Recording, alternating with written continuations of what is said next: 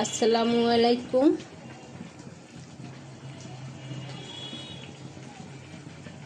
মুসুরের ডাল বসাই দিলাম। তো মুসুরের ডালটা রান্না করব পাট শাক দিয়ে। যে এখানে পাট শাকে যে বেছে নিয়েছি, পাট শাকটা একদম রেডি করে নিয়েছি। পেঁয়াজ, রসুন, কাঁচামরিচ, শুকনো মরিচ দিয়ে বাগার দেবো। তো সব কিছুই রেডি করেছি। ডালটা সিদ্ধ বসাই দিলাম, সিদ্ধ হোক। তো ডালটা বলক এসেছে, আমি একটু হলুদ মরিচ দিয়ে দেবো আর একটু পানি দিয়ে দেবো।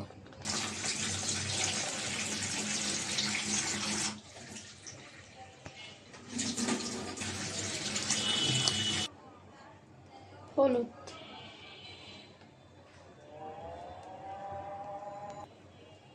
ধনিয়ার গুঁড়া, লবণ,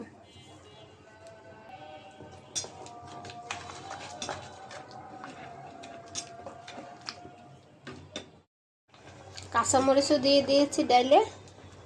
ডালটা সিদ্ধ হয়ে গেছে, ঘুটুনি দিয়ে ঘেটে দেব ডালটা।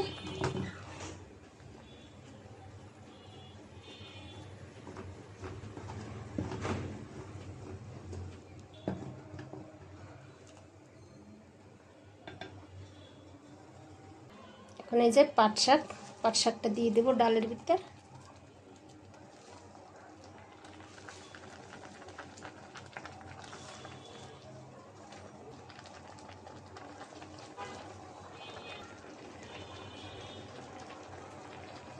একটু নাড়াচাড়া দিয়ে দেই।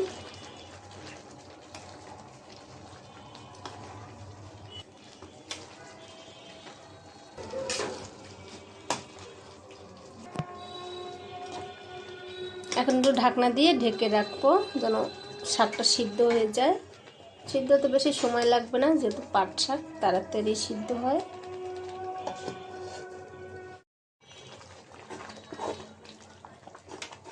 আমি আরও 2-3 বার করে নাড়াচাড়া দিয়ে দিয়েছি, যেহেতু ডাল আর শাক নিচে লেগে যেতে পারে, এই জন্য আমি আরও নাড়াচাড়া দিয়ে দিয়েছি।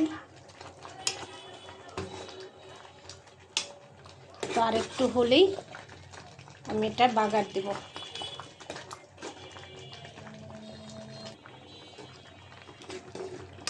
তো হয়ে গেছে ডালটা, নামিয়ে এখন বাগার দিব।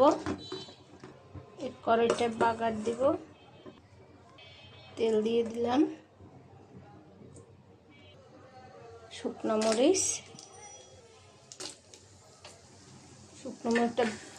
মরিচটা ভাজা হয়েছে, দিয়ে দিব পেঁয়াজ আর রসুন।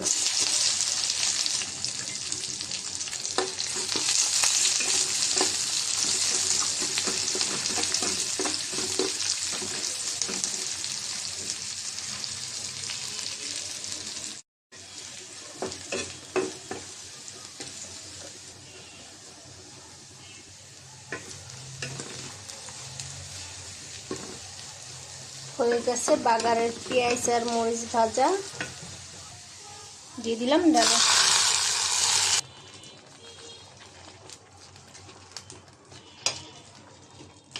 ভালো করে নাড়াচাড়া দিয়ে নামিয়ে নিব।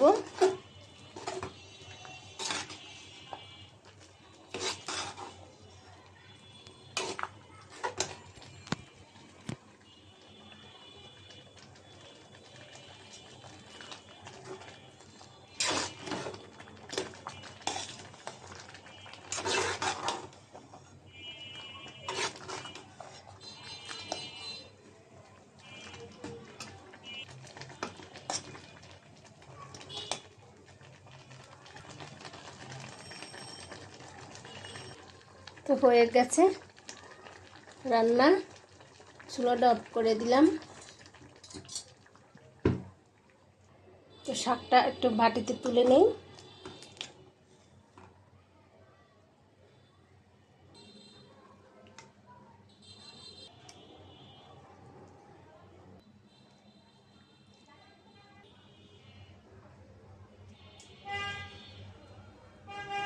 যে বাটিতে তুলে নিলাম শাকটা। অনেক সুন্দর করে রান্না করলাম মুসুরির ডাল দিয়ে পাট শাক। এভাবে রান্না করে খেয়ে দেখবেন। সেহরির সময় এরকমের এক বাটি পাট শাক দিয়ে ডাল রান্না থাকলে আর কিছুই লাগে না। তো আজকের এই পর্যন্ত, সবাই ভালো থাকবেন। আল্লাহ হাফেজ।